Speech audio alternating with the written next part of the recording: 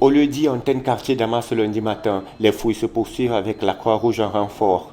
Question d'extirper d'éventuels cadavres ou survivants de cette masse de terre qui s'est affaissée dans la soirée du dimanche 27 novembre sur un groupe de personnes venues assister à une cérémonie en hommage à des défunts. Ce jour-là, tout se passait pourtant bien. Les invités installés sous des tentes échangées en toute convivialité. Rien ne présageait un tel drame, comme nous raconte ce rescapé. Alors, subitement, on entend des cris. Il y a eu écroulement de terrain sous la tente où nous étions assis. On se retrouve donc sous la tente que la terre nous a engloutis. Comme vous allez constater les pieds, c'est donc là où je tire ma tente.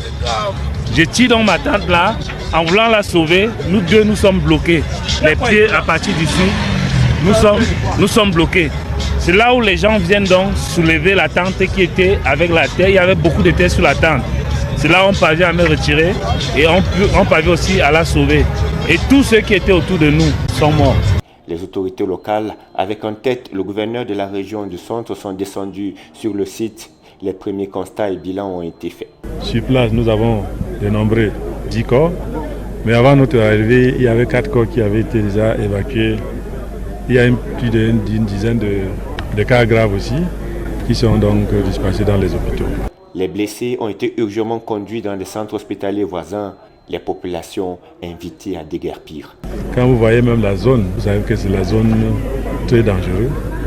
Et il serait judicieux et nécessaire pour que ces populations commencent à réfléchir comment partir avant que l'administration ne vienne. Un autre éboulement qui endeuille plusieurs familles 3 ans après celui de Ngouacheche à Bafoussam en 2019, ce qui relance la problématique des constructions anarchiques en milieu urbain.